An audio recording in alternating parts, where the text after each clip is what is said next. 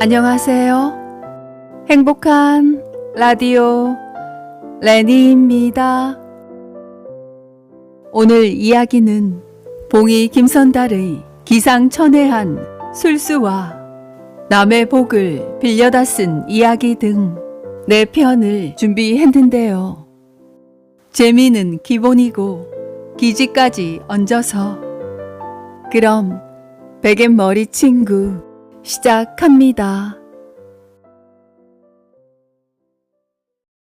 첫 번째 이야기. 하룻밤을 못 넘긴다고. 하루는 봉이 김선달이 한 고을의 남정네들에게서 이상한 이야기를 듣게 되었다. 이 고을에 한 과부가 사는데 과부와 통정한 남자는 하룻밤을 넘기지 못하고 그날 밤 죽어버린다는 것이었다. 호기심 많은 선달은 그 즉시 집을 물어 그 과부가 산다는 집을 찾아갔다. 실례하오만 하룻밤 묵어갈 수 있겠소? 안악이 승낙을 하고 선달을 방으로 모시고 들어와서 술상까지 봐주는 것이 아닌가. 분위기도 무르익었겠다. 선달이 주막에서 들은 이야기를 먼저 꺼냈다. 한간에 도는 이야기가 모두 사실이요? 그렇사옵니다. 내 도저히 믿기지 않소. 그럼 어찌해야 믿을 수 있으시겠습니까? 내 직접 확인을 해보고 싶소만. 정 못 믿으시겠다면 하는 수 없지요. 허나 후회하시지 않겠습니까? 그럼 나도 사내대장부요. 허나 조건이 하나 있어. 예, 무엇인지요? 난 5분을 하고 1분을 쉬어야 하는데 그래도 되겠소? 네, 그러시지요. 이렇게 해서 둘은 이야기가 사실인지 확인을 시작했다. 그런데 봉이 김선달은 그의 말대로 5분이 지나자 갑자기 하던 일을 멈추고 밖으로 나가는 것이다. 그러고는 1분이 지나서야 다시 들어와 일을 시작했고 다시 5분이 지나자 또 밖으로 나가는 것이었다. 이렇게 10여 차례가 지나자 안악은 더 이상 참지 못하고 선비의 바짓가랑이를 꽉 움켜 잡았다. 참, 선비님, 또 나가셔요? 이제 나가지 마셔요. 이거 놓으시오. 안 됩니다. 나가야 합니다. 그런데 이게 웬일인가? 봉이 김선달의 목소리가 아닌 것이다. 안악은 그제서야 촛불을 켰는데 역시나 김선달이 아니었다.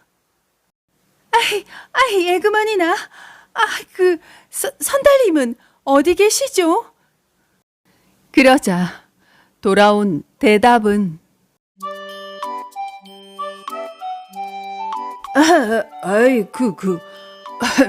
그게 그 양반 밖에서 표 팔아요. 예? 표를 팔다니요.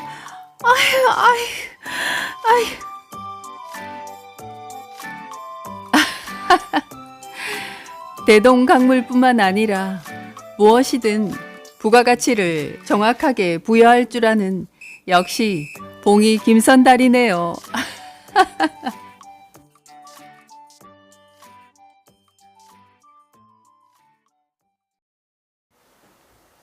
두 번째 이야기는 와이로라는 단어에 대한 이야기로 일본 말인 줄 알았는데 우리말이고요. 이야기 속에 유래와 뜻이 들어있는데 재밌으니 한번 들어보세요. 고려시대 의종임금이 하루는 단독으로 야행을 나갔다가 깊은 산중에서 날이 저물었다. 여행이 민가 하나를 발견하고 하루를 묵고자 청했지만 집주인이 조금만 더 가면 주막이 있다는 이야기를 하여 임금은 할 수 없이 발길을 돌려야 했다. 그런데 그 집 대문에 붙어 있는 글이 임금을 궁금하게 했다. 유와 무와 인생지한. 나는 있는데 개구리가 없는 게 인생의 한이다. 어허, 도대체 개구리가 뭘까? 한 나라의 임금으로서 어느 만큼의 지식은 갖추었기에 개구리가 뜻하는 걸 생각해 봤지만 도저히 감이 잡히지 않았다. 주막에 들러 국밥을 한 그릇 시켜 먹으면서 주모에게 외딴 집에 대해 물어보았다. 그 집 주인은 과거에 낙방하고 마을에도 잘 안 나오며 집안에서 책만 읽으면서 살아간다는 얘기를 들었다. 그래서 궁금증이 발동한 임금은 다시 그 집으로 돌아가 사정사정 한 끝에 하룻밤을 묵어갈 수 있었다. 잠자리에 누웠지만 집주인의 글 읽는 소리에 잠은 안 오고 해서 면담을 신청하였다. 그렇게 궁금하게 여겼던 유와 무와 인생지안이란 글에 대해서 들을 수 있었다. 그 뜻은 이런 우화 속에 녹아 있었다.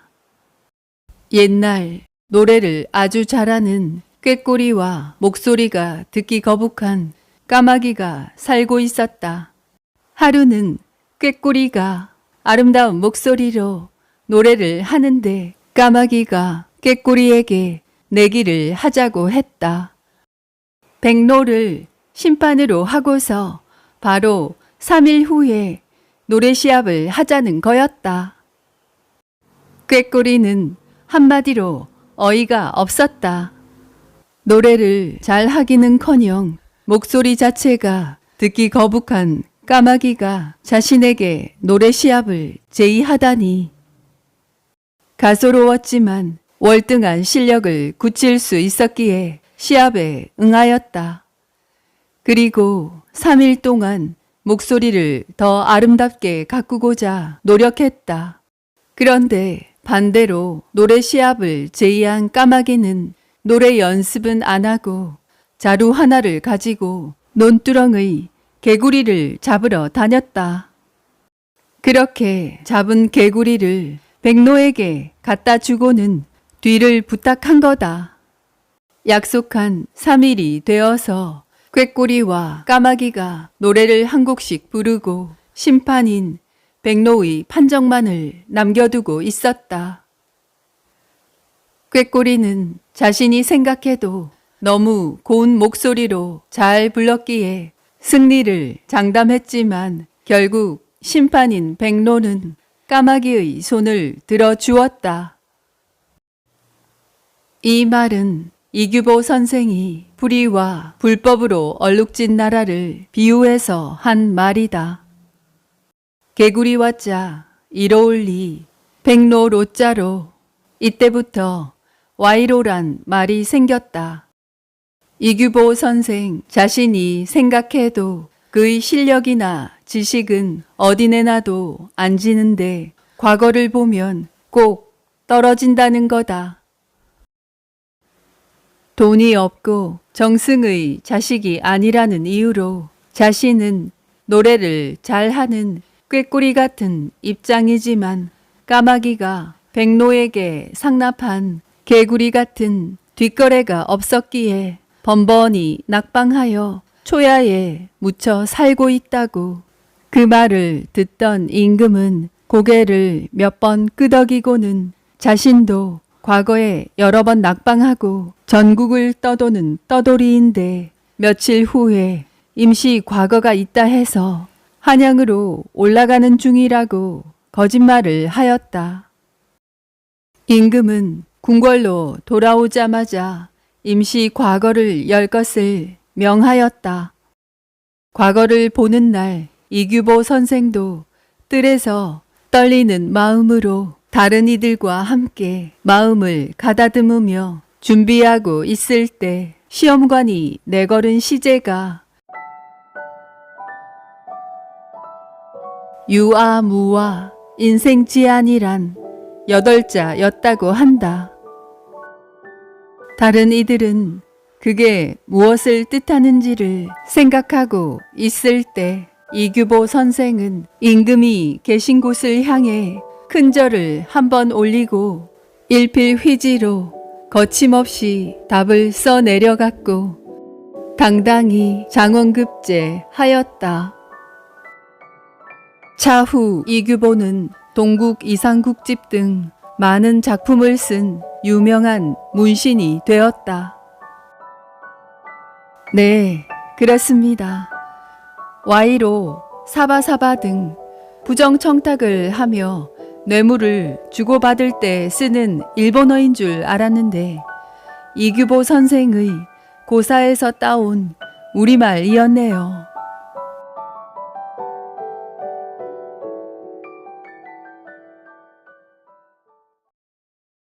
세 번째 이야기, 감투 쓰고 소가 되다. 한 농부가 살고 있었다. 그 사람은 농사를 짓다가도 에이, 어떤 놈은 팔자가 좋아. 말 타고 한양 가서 과거하는데, 에이, 이놈의 신세는 할 일 없이 이렇게 땅만 파니.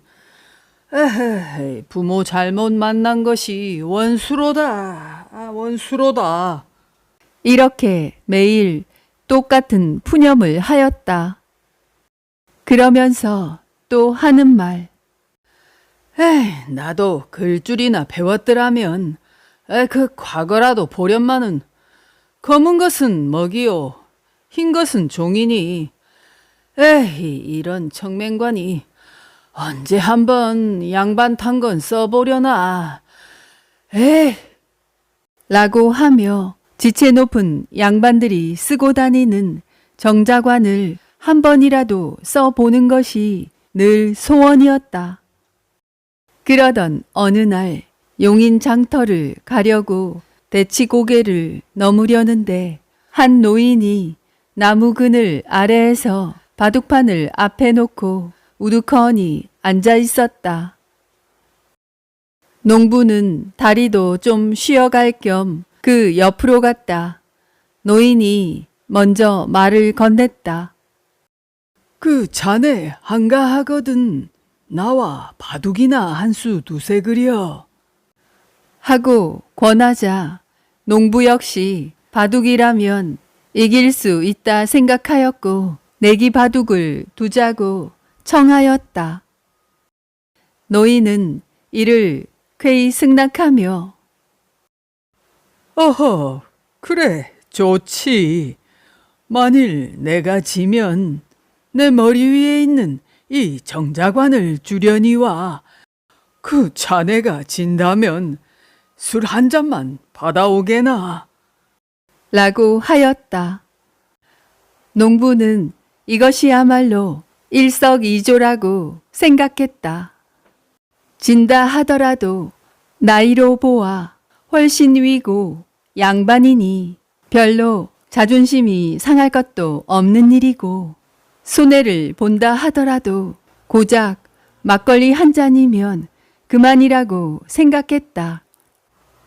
반면 백두서민이요 농사나 짓고 사는 젊은 자기가 늙은 양반인 노인을 이긴다면 양반의 상징인 정자관을 얻을 수 있는 것이다.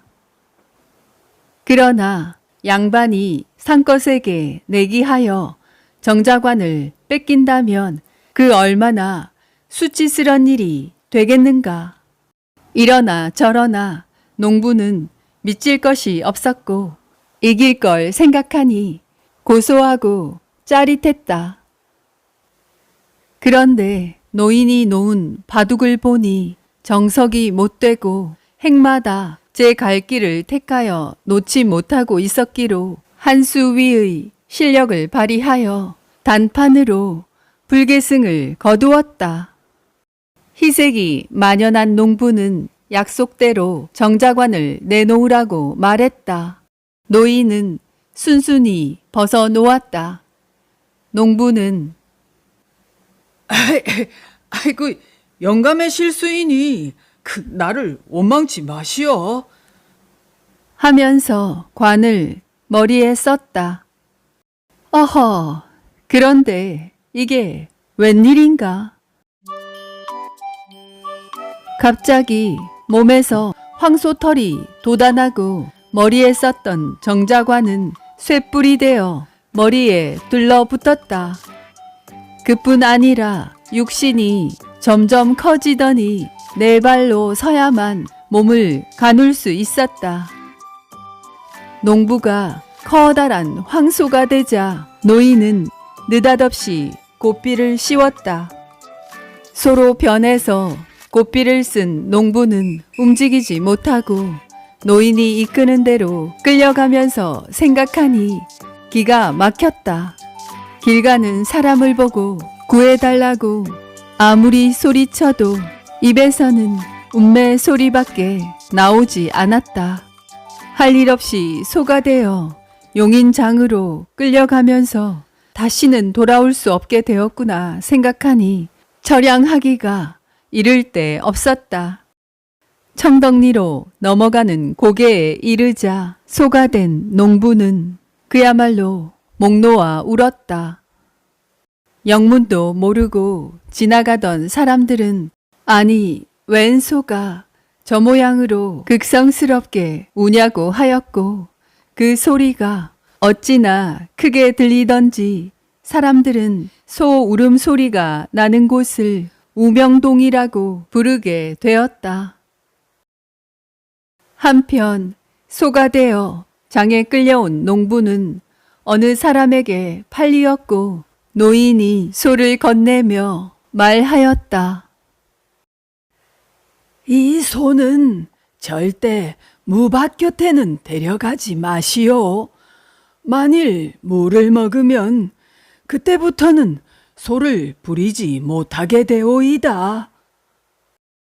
라고 일러주었다. 소가 되어 팔려간 농부는 밤낮 고된 일에 시달렸다. 밭도 갈고 논도 갈고 짐도 날랐다.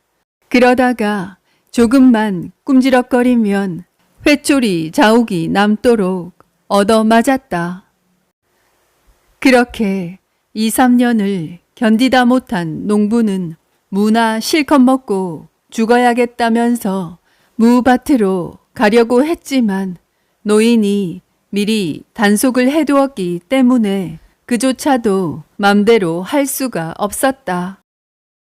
그해 가을 김장철이 되자 주인은 물을 마당 한가운데 잔뜩 쌓아 놓았다. 소가 된 농부는 밤이 되자 천신만고 끝에 외양간을 빠져나와 마당에 쌓아둔 물을 밤새도록 먹어치웠다. 새벽녘이 되자 머리에서 뭔가 툭 하고 떨어졌다. 내려다보니 노인과 바둑을 둘 때 얻어쓴 그 정자관이었다. 그것이 벗겨지니 신기하게도 본래의 모습으로 돌아왔다.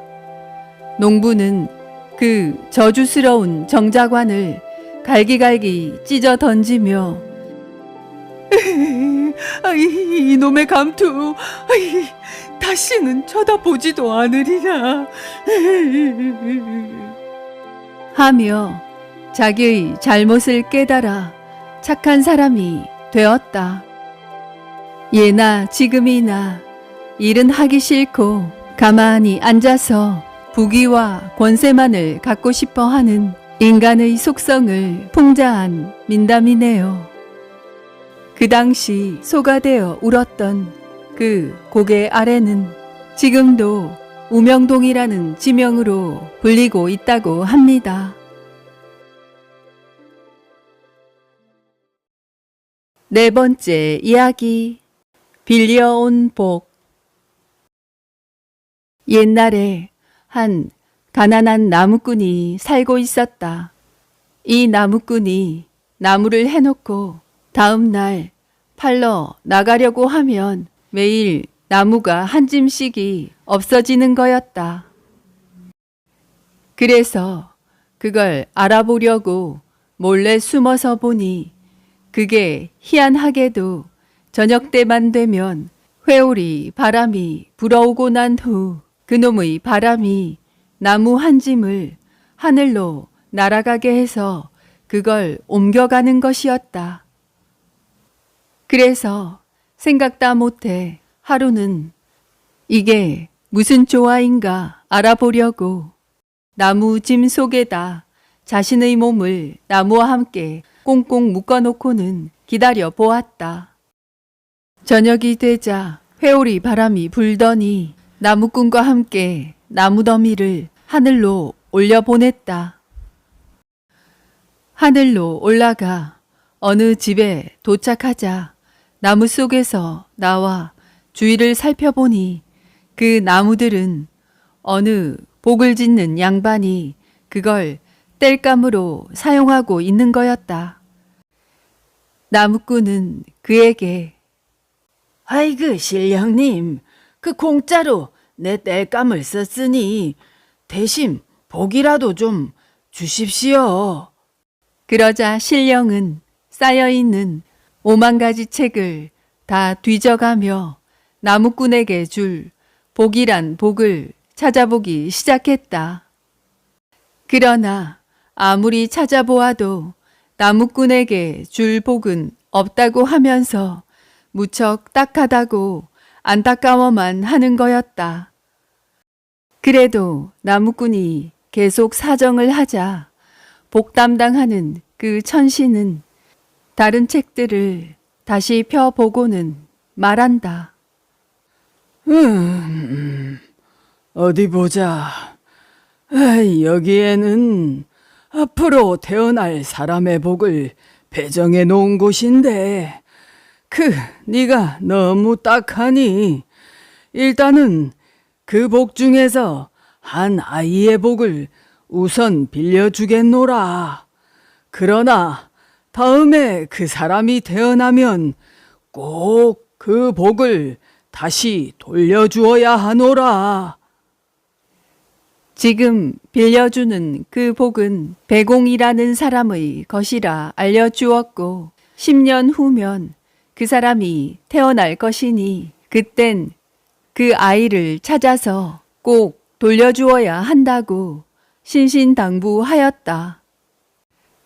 그래서 나무꾼은 꼭 갖겠다는 약속을 하고 신령에게 그 복을 고이 받아 내려가게 되었다.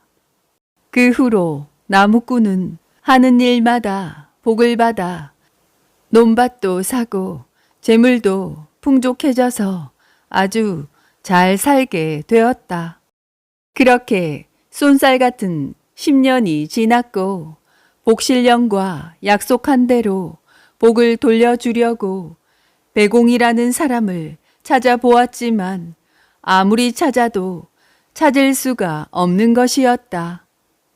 그렇게 배공을 찾아 돌아다닌 지 10년이 다 되어 가던 어느 날 강을 건너려고 배를 탔는데 한 산모도 같은 배에 타게 되었다.